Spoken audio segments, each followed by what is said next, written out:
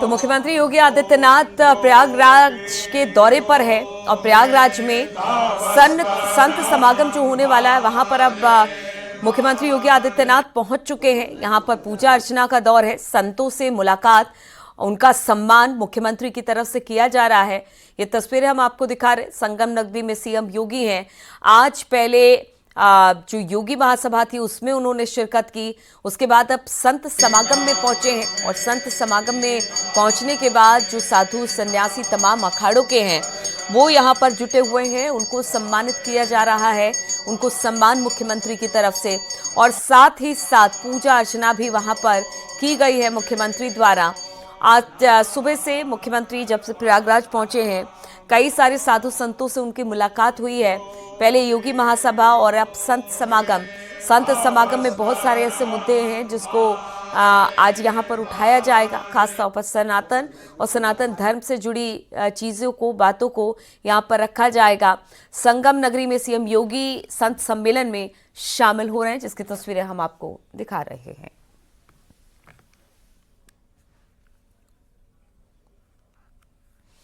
तो संगम नगरी में सीएम योगी संत सम्मेलन में शामिल हुए, जहां पर उन्होंने साधु संतों से मुलाकात की और इस मौके पर उन्होंने महाकुंभ के भव्य आयोजन की चर्चा की और कहा कि दुनिया भर में सनातन धर्म ही सर्वोच्च है और महाकुंभ में सिर्फ एक ही संदेश, एकता से अखंड का देश है। देश में संकट यानी सनातन पर संकट। एकम सद विप्रा बहुधा वदन्ति, यही हमारा लक्ष्य। और इसीलिए महाकुंभ के पावन आयोजन के साथ, उसी पवित्रता के साथ हम सबको एक संदेश देना है, देश दुनिया से आए हुए लोगों को देना है। और जो बार बार जिसके बारे में प्रधानमंत्री जी का आग्रह है कि महाकुंभ का संदेश एकता से ही अखंड रहेगा देश। याद रखना, भारत सुरक्षित है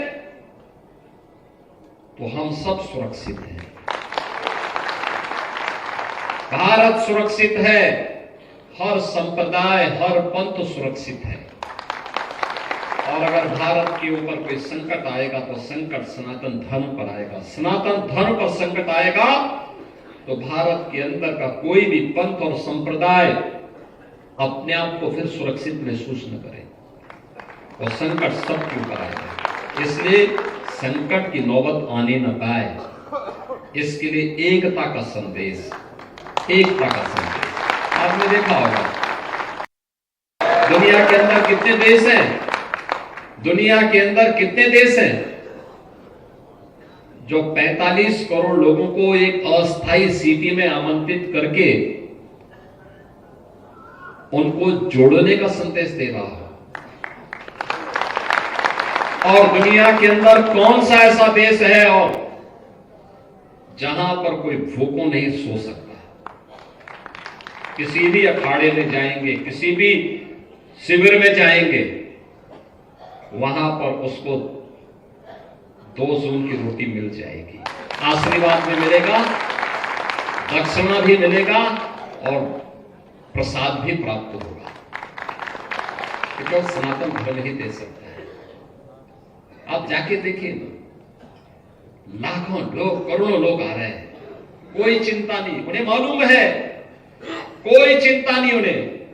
कहां रहना है ये भी चिंता नहीं, कहां सोना है, क्या खाना है, कैसे जाना है, कोई चिंता नहीं। बस उठाया अपना बैग, उठाई गठरी और वे आ गए हैं कुंभ। ये है ताकत सनातन धर्म की। प्रयागराज में साधु संतों की महासभा में पहुंचे सीएम योगी, यहां पर पूजा पाठ किया है, कहा हमें एक होकर रहना होगा, महाकुंभ में कोई भेदभाव नहीं है।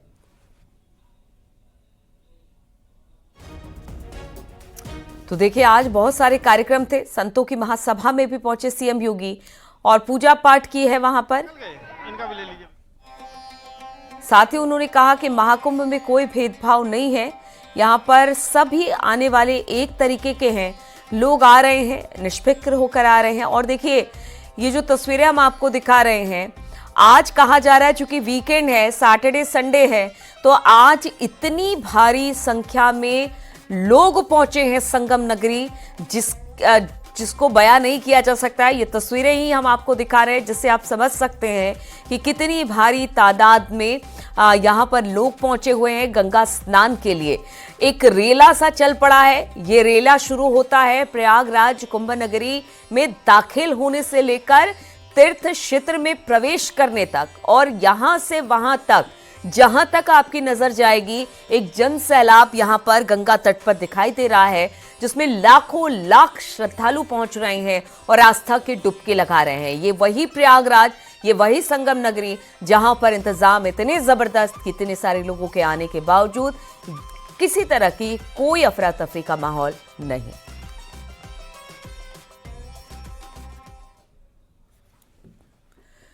तो प्रयागराज में चल रहे दुनिया के सबसे बड़े सांस्कृतिक समागम में श्रद्धालुओं की संख्या लगातार बढ़ती चली जा रही है।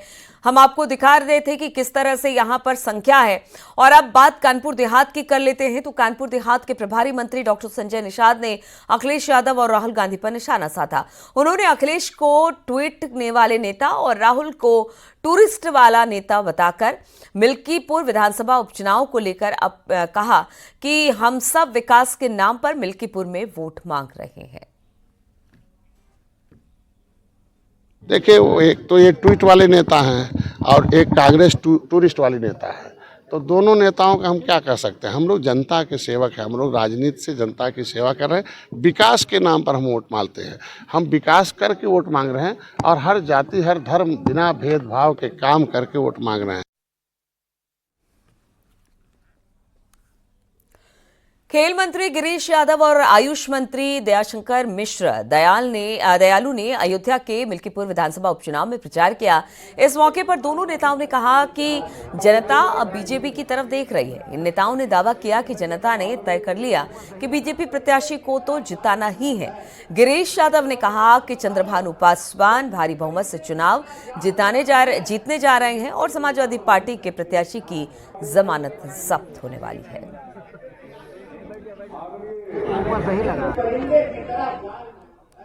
और इस ऐतिहासिक सभा से भी आप देख सकते हैं जैसा जनता का उत्साह है। जनता भारतीय जनता पार्टी के पक्ष में मतदान करना चाहती है और निश्चित रूप से समाजवादी पार्टी का जो कृत्य है, जो उनके कारनामे, उसके कारण से जनता पूरी उब चुकी है। जनता जो है भारतीय जनता पार्टी की वैचारिक विचारधारा पर विश्वास करती है और हमारे देश के यशस्वी प्रधानमंत्री जी के मार्गदर्शन में, उत्तर प्रदेश के यशस्वी मुख्यमंत्री जी के कुशल नेतृत्व में विकास की गति गांव, गरीब, झुग्गी झोपड़ी में रहने वाले नौजवान, इंसान, किसान, उन सब के जीवन में बहुत बड़ा परिवर्तन हो रहा है।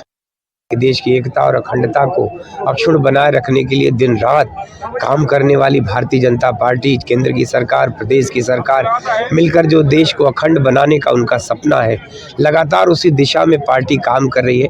उसके साथ खड़े होना है। बलात्कारियों के साथ खड़े रहने वाली पार्टी के साथ लोगों को वोट करना है कि जो लोग भगवान राम के मंदिर के समय कारसेकों पर गोलियां चलाने वाले लोग, निश्चित इस क्षेत्र की जनता एक बड़ा फैसला लेगी और कहीं से भी ऐसे किसी गलत आदमी का साथ नहीं देगी।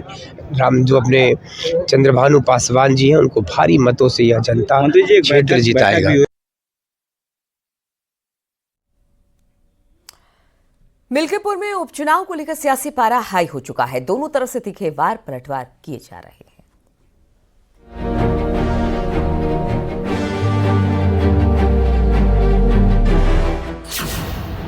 सीएम योगी मिल्कीपुर के दंगल में प्रचार के लिए उतरे हैं। अयोध्या के मिल्कीपुर उपचुनाव के लिए सीएम योगी ने बीजेपी प्रत्याशी चंद्रभानु पासवान के लिए प्रचार किया। इस मौके पर सीएम योगी ने समाजवादी पार्टी पर जमकर निशाना साधा। उन्होंने एसपी पर परिवारवाद को बढ़ावा देने का आरोप लगाया। आपकी आस्था के साथ खिलवाड़ है परिवारवाद की राजनीति और जातिवाद की राजनीति। ये जातिवाद की राजनीति वे लोग कर रहे हैं, ये परिवारवाद की राजनीति वे लोग कर रहे हैं जिन्होंने केवल और केवल अपने परिवार की चिंता की, जनता जनार्दन की चिंता नहीं की। सीएम योगी ने एसपी पर निशाना साधते हुए कहा कि इन्होंने कार सेवकों पर फायरिंग की थी। एसपी ने हमेशा अच्छे कामों का विरोध किया। पहले उसने अयोध्या में रामलला प्राण प्रतिष्ठा का विरोध किया और अब महाकुंभ का विरोध करके करोड़ों हिंदुओं की आस्था पर चोट पहुंचा रहा है। देख रहे होंगे समाजवादी पार्टी के अध्यक्ष का, पूर्व मुख्यमंत्री का बयान महाकुंभ को लेकर के जब पूरा देश और पूरी दुनिया प्रयागराज की धरती की ओर आकर्षित हो रही है, तब ये रोज महाकुंभ के बारे में दुष्प्रचार करते हैं, रोज दुष्प्रचार करते हैं, यानी दुष्प्रचार करके भारत की आस्था के साथ खिलवाड़ करते हैं, आपकी आस्था के साथ खिलवाड़ करते हैं। समाजवादी पार्टी ने सीएम योगी के आरोपों पर जवाब दिया है। एसपी प्रवक्ता का कहना है कि उनकी पार्टी सभी वर्गों का सम्मान करती है, उनका फोकस पीडीए पर है, वो सबके हितों की बात करती है। समाजवादी पार्टी समता और समानता की बात करता है, सभी धर्मों, सभी वर्गों, सभी पंथों, सभी भाषाओं और सभी क्षेत्रों का सम्मान करता है। समाजवादी पार्टी ने अनवरत समाज के हितों के लिए लंबे आंदोलन और लंबे संघर्षों के माध्यम से सबके हक और हकूक की रक्षा की है। समाजवादी पार्टी के बारे में बोलने के पहले समाजवादी पार्टी को, उनके आदर्शों को, उनकी नीति और विचारों को जानना आवश्यक है। मिल्कीपुर विधानसभा उपचुनाव से पहले बीजेपी के प्रदेश मंत्री अभिजात मिश्रा की तरफ से लखनऊ में होर्डिंग लगवाई गई, जिसमें कांग्रेस और राहुल गांधी पर हमला बोला गया। हालांकि बाद में इस होर्डिंग को वहां से हटवा भी लिया गया।